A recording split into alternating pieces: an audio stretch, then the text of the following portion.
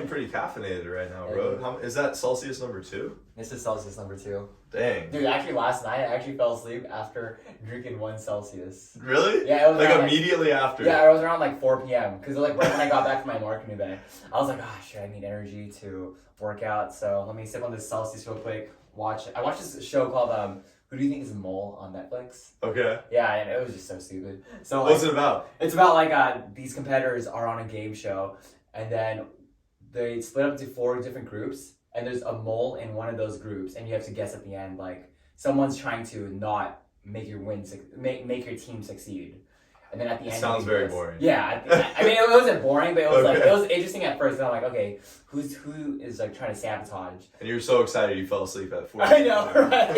And I was just super tired. I literally checked the Celsius, and I was like, that's when you know your caffeine tolerance is I know. bad. I'll probably have to go on a break soon. Yes. Yeah. Audience, please do not consume caffeine like Brandon consumes caffeine. Well, welcome to the podcast, everybody. We are still here in the new studio, loving it. Great studio. It's the best. And today's episode is going to be all about the problems with traditional physical therapy. So, obviously, Brandon, you are a physical therapist. I am shit. I think so. I think so. What's your shirt say? Sorry, I can't read it. What does that say? I'll get a bigger text. Pascual Performance Physical Therapy. That's the smallest logo I've ever seen. It's a good logo though. It is. Yeah, it is. But obviously you're a physical therapist. I've had injuries. I've been to physical therapy. Also, I've interned at various physical therapy clinics. So we both have a above average understanding of, in traditional physical therapy, how it's run.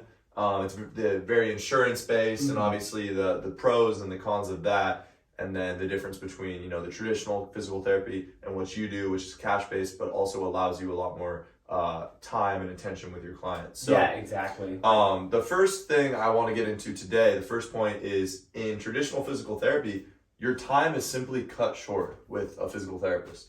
Yeah, that's a big thing, especially because with my experience before physical therapy school, I was in a traditional insurance-based clinic, and then for my internships in PT school, 4 months was in a traditional-based clinic, and then another 4 months was in a cash-based practice.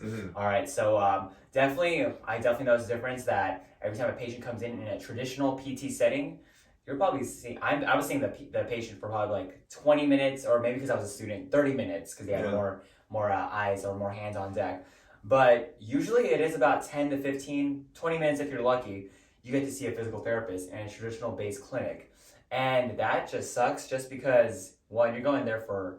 You want expertise. Yeah, you want expertise injury. Or you want expertise about your injury. So you don't want to just go in, they talk to you about what's going on, and then they hand you off to someone who's like less qualified, like PT assist. I'm not saying PT assistants are bad or anything, but they don't have that assessment knowledge that a lot of physical therapists have. Well, so obviously there's in a physical therapy clinic, you have your physical therapist, and like you said, traditionally you're gonna see them for maybe 10 to 15 minutes. Yeah. You'll come in, you'll have your initial assessment with them. That'll be a full hour or whatever. Yeah. But after that, you're gonna see them 5, 10, 15 minutes. They're going to just kind of check in with you, and then they're typically going to actually not even hand you off to a PT assistant, because to make the distinction here, a PT assistant is somebody who is also very qualified, has gone to multiple years of school, can do everything a physical therapy therapist can do except for that assessment and prescription of the program. Exactly.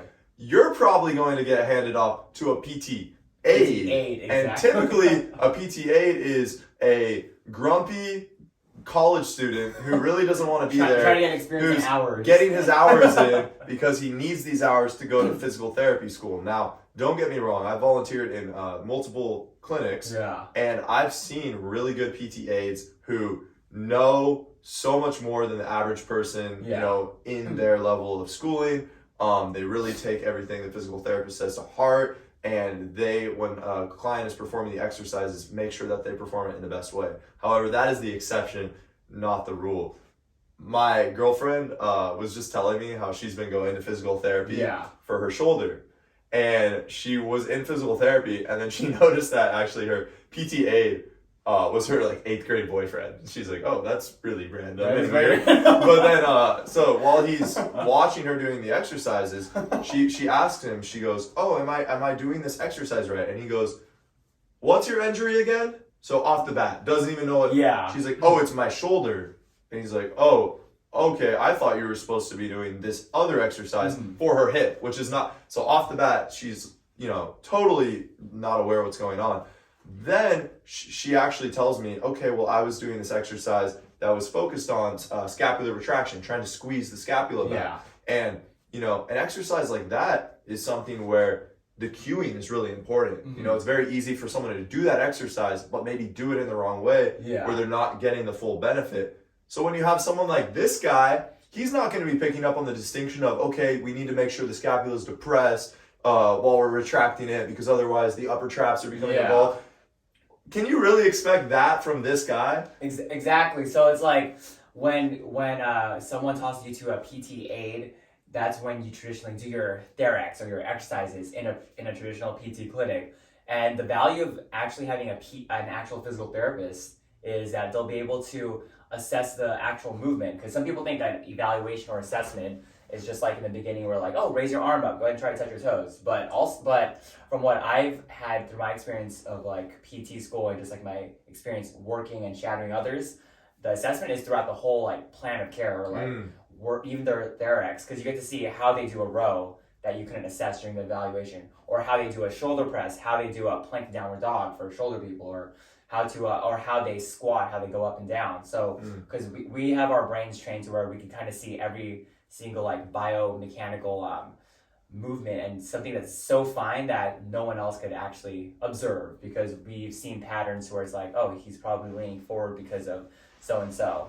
So that's one reason why you should have a physical therapist look at you when you're doing exercise. And also, a lot of people, when they start doing exercises in physical therapy, they're gonna have pain in probably, I'm gonna say 80% of those exercises. Yeah. You know what I mean? So let's say a patient has pain while they're exercising with a PT aid. What's the PT aid gonna do? Be like, let's see if we could try another one. Let's scratch that off. Yeah. Because you don't want to like scratch off like one exercise and be like, all right, we're not doing that exercise. There is some value to whether they could either change that range of motion, or they could, or a physical therapist could tell them to cue something so it could take away pain from that structure.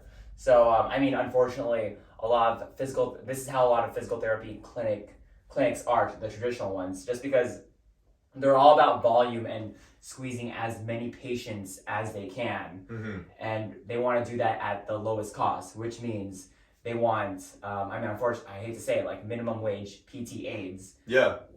Leading patients through exercises just so the actual qualified physical therapists can see more people and do what they're supposed to do, which is take more evaluations and make more money for the clinic. Hence the term physical therapy mill, where they're just trying to mill people in and out. Yeah, and just really quickly to go back to what you were saying about, maybe someone's going to feel some pain in an exercise. That's been really powerful for me to experience, because I saw you for my shoulder pain, and in our initial assessment, when I was feeling pain, there was two different situations. One, where you were able to just tell me, oh, okay, cue this muscle more, and my pain went away. Yeah. But in another situation that didn't take the pain away, but what you were able to do was say, okay, let's regress this, because obviously in physical therapy, it's all about, we don't want to work through pain. So you were able in that moment to say, let's just slightly tweak this exercise. We're still targeting the same muscles. We're just regressing this, taking this a step down, and then you can go build up to that step in the future. And, a PT aid, someone like you said, a minimum wage worker who still doesn't even have their degree yet. Yeah. You're really not going to be able to expect that from them. Those thinking fast on your feet moments. Exactly. And also I want to say that there are like one of the traditional PT clinics that I did do an internship for, they actually trained their aides pretty well. Shout out Stay Ready Physical Therapy. I just gotta shout them out real quick. Yeah. Because they actually gave their aide a manual book of like every single exercise and how to not only just like demonstrate it to a patient or a client, but also how to progress, how to progress and regress. And they also give them like protocols and action steps to be like, okay, if it's not working for them, you have to check to see if the PT whose patient that is busy, then you could kind of just ask them real quick. But if they're busy, then you might just have to save it for the end, save the exercise for the end. So they're actually pretty organized. So shout out to them for doing that. But a lot of traditional PT clinics, they don't take the time to train their aide like that. And I'll give another shout out as well. When I interned at Catalyst Physical Therapy in San Diego, I did notice that, the aides, because I was only an intern at this time trying to get some hours, so the actual aides, they were pretty good. And another thing that was nice about this clinic is the physical therapists were very available. So it was the type of environment where the aides, if they didn't really know or had a question, they would ask the therapist, and she could, be like, look away from the patient. Oh, yeah, adjust this. Go back to her patient. So it promoted that type of thing, whereas a lot of clinics are not like that. Yeah, and then that Catalyst, that's a one-on-one physical therapy, correct? Right? Like, is it one-on-one? Yeah, as in like one patient, one client, and then or one PT, one client. Yeah, and then the PT aides would be with one client as well. Okay, yeah. See, that's super ideal, because I remember when I was an aide, actually, and even the aides at, unfortunately, all the other PT clinics that I was PT for as a student. Yeah. The aides were juggling like 5 patients. The aides were. Yeah. While the PT was focusing on one, but there are some instances where the PT, where I had to go back and forth with no more than maybe 3. Yeah. Because there was such a short amount of aides that we could use. So that's one thing. And also the thing about like your time being with PT being cut short at a traditional clinic is when you're at a PT clinic like that, PTs are being paid based on documentation, which is the biggest thing that a lot of PTs complain about, because documentation is important. That's how the PT clinic gets reimbursed from insurance. So let's say, especially for traditional clinics, let's say like one of the PTs has to do like an evaluation, but he's backed up on documentation. He actually might not be fully present. I will say I was guilty for this from being a student at a PT clinic. Sorry to my clinical instructors who passed me. You shouldn't have passed me. Just kidding. But I was so preoccupied because there were like days where I was like 2 days backed up with documentation. Wow. Like my supervisor and my clinical instructor was saying, "Hey, you better finish documentation like by before lunch ASAP." And then that morning I remember I had like 3 evaluations. So I was like literally juggling from being on my laptop trying to finish my documentation, and then I have an eval. I'm like, oh shit, let me go get this eval in. I'm gonna do a 20-minute eval. Like there were times where like I literally had to force myself, and some of the veteran PTs and my clinical instructors would be like, sometimes you gotta cut that eval time short just to make that documentation. I'm like, what? But we're all about patient quality. But I'm like, I gotta focus on like what the clinic wants me, or what the insurance wants. So what I'm saying is the PTs in those clinics, they do work for you, but they're made to like kind of be on the insurance side, which is finishing up the documentation. It's just how the system's set up, and like you said, these are veterans still saying like sometimes you just have to cut a session short, like you don't do the full hour of eval or full 30 minutes, whatever. So but it's tough. That's why like at cash-based PTs, like one-on-one, they or at, like mine, it's more one-on-one to where it's like you're with the PT for the whole hour with exercises. For me, I don't really do that much documentation. My documentation is like just naming what exercise they did. Unless it's an evaluation, I'll just like talk about like what, like let's say you had lower back pain due to no hip internal rotation. Something simple. It's not something where it'll take me like 10 minutes per patient. Sure. Because that's how long a document takes at some clinics, where it's like at least 5 to 10 minutes. So imagine like seeing a bunch of PTs seeing like 30 patients in one day. You know what I mean? 100%. The second point is going to be, in traditional physical therapy clinics, they're going to take you to the point where your pain has subsided, but after that, you're kind of left stranded. And what I mean by that is, like you said, with insurance is only going to cover it for so long. So if you're not showing any symptoms of pain, I don't know if exactly the full details on this, but I think you're pretty much not covered anymore, right? Once you're healed technically. But the thing is, a lot of people might get to the point where, okay, my lower back pain is gone and just existing, but I don't want to just exist. I want to get back to the weightlifting I was doing before, or I want to start mountain biking again, or surfing. And now when these additional rigors are placed on the body, well, the physical therapy that we were doing, it didn't prepare the patient for that. And that can be really frustrating to feel like, I thought I was better, and now the pain's come back. And that can kind of sometimes create these cycles where people are going back to physical therapy, and it's crazy because like a lot of this actually has to deal with how many visits the insurance company approves, and that's actually based on a questionnaire that's super outdated in physical therapy clinics about like it's a questionnaire that asks patients on like about their shoulder. One of them is like it's called the DASH. It's for the shoulder, neck, and hand. It's like, are you able to raise your hand up. It's like yes or no. It's pretty much yes or no, or most likely to least likely. And there's a certain score or like a certain point criteria where like if it's lower than, let's say like, I don't remember the numbers, like lower than 31, then that's when the insurance could be like, okay, we'll give them maybe 12 more visits. But if it's like higher than 31 by like 1 point, it's gonna be like, all right, we're gonna stop giving them any visits. At all. Unless you really justify it in the documentation where it's like the PT has to say, oh, the patient still can't drive. But however, a lot of insurance companies are starting to track down to where it's like, oh wait, the patient can't drive, but on their outcome measure, it shows that they're able to like do this with their arm. Yeah. So it's really all about like the insurance kind of saying like, oh, you can't, just for like something small, you can't have this many visits, which is one of the biggest problems, because there are people who are like, you know, those surveys, those questionnaires won't be able to like dictate how your shoulder actually feels. Sure. You know what I mean? It's all about like perception.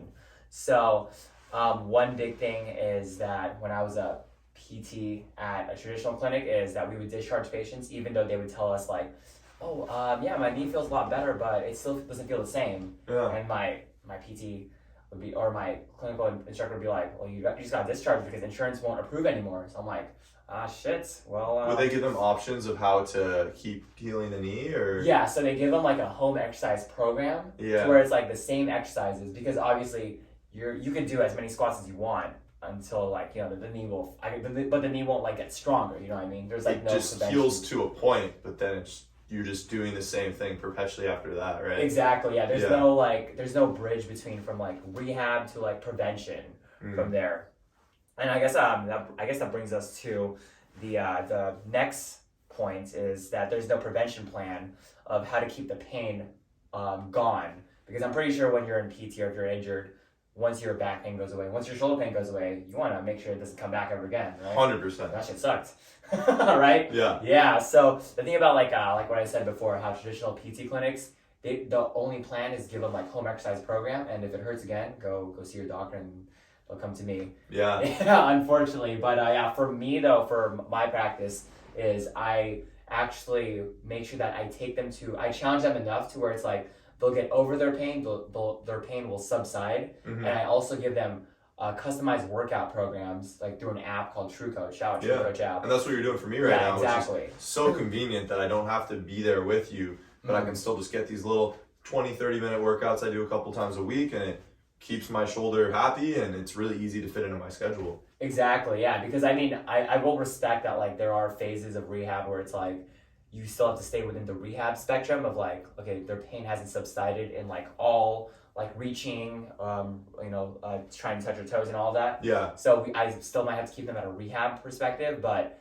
once like they're able to do all that, that's where the prevention program comes in a long way, because it helps kind of not bring that pain back, because a lot of people, they get worried of like, oh, my knee's healed, my shoulder's healed, but I don't know if like I'll be able to like do any strong weightlifting again. And then they start to avoid movements too, which exactly, that's a whole nother thing, right? Because there's so many examples of people who they come out of physical therapy, their pain goes away, but then they have the mentality of, I have a bad back. And I've managed it, the pain's gone, but I'm not supposed to squat or deadlift. Yeah, exactly. And then that is just not where we want to go, because that avoiding movements and seeing movements as dangerous down the line can bring pain back or impact you negatively in other ways. So yeah, because like your body will start to organize itself to a point to where it's going to try to quote unquote forget that movement with compensations, and those compensations will actually lead up to other factors that can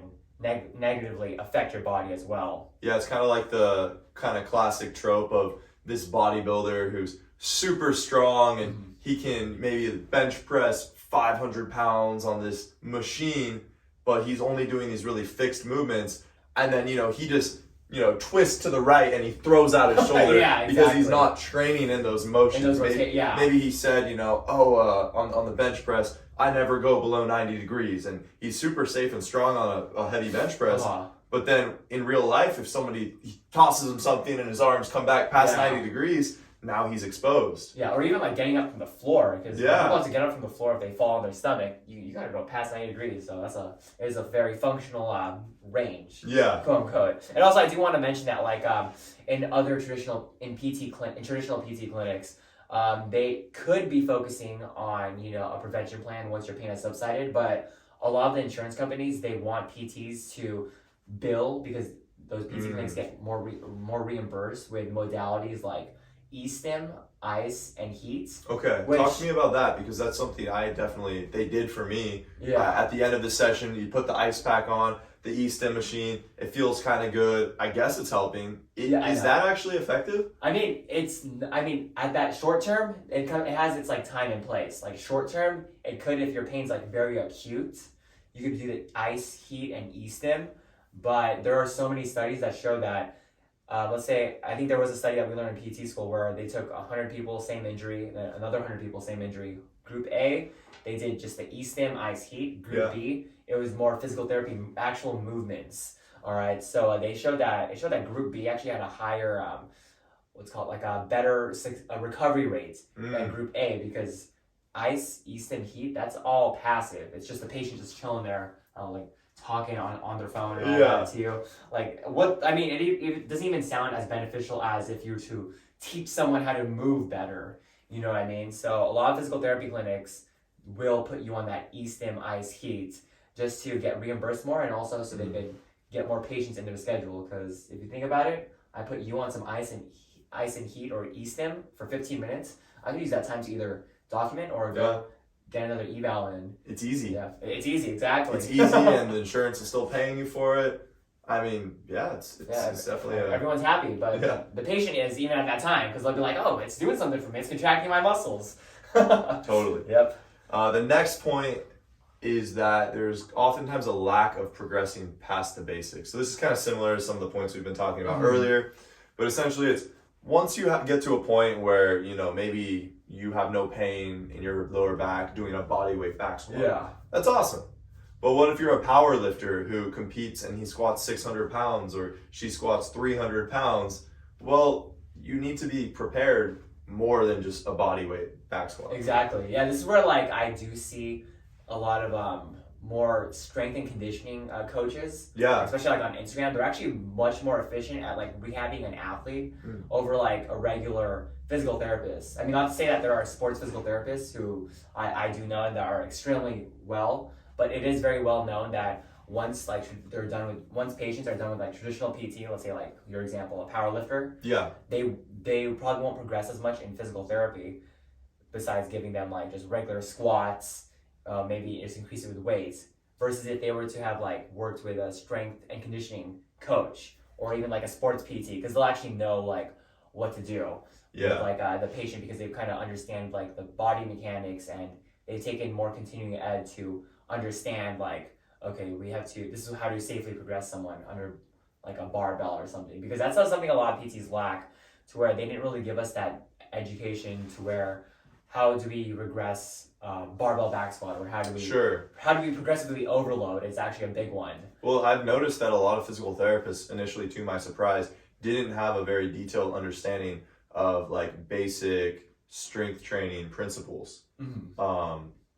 Maybe basic ones, but they didn't really. And then when I met you, you had your experience of being a personal trainer, you've done a lot of CrossFit and strength training on yourself. So then I could tell, okay, you have all these physical therapy rehab knowledge, but once you want to go, start back squatting or deadlifting, that's almost more sports specific, and you have that knowledge, which a lot of physical therapists just don't have.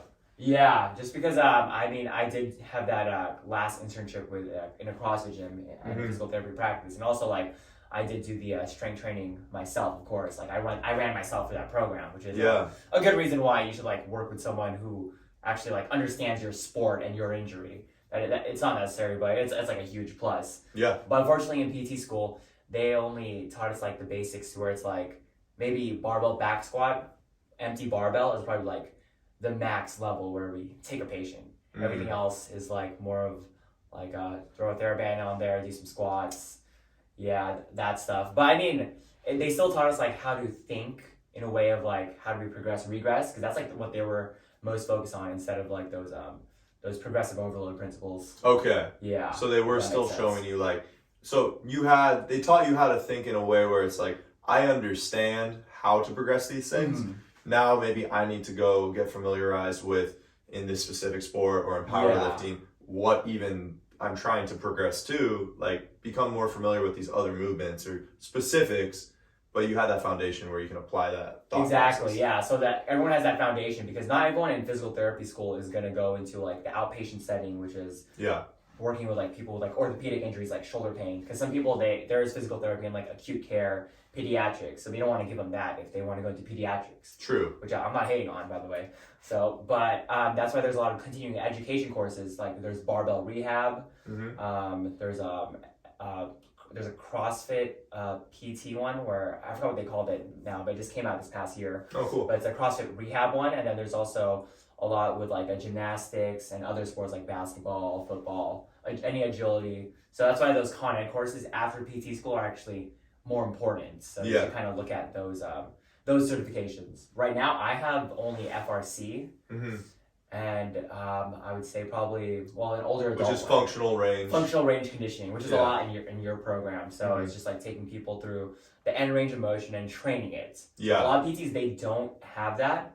But I mean, if you look at if I literally put like the FRC course right here into one of like my old PT notes, like right here, you can see them tie it in, but it's not as specific. That makes sense. It doesn't go into detail.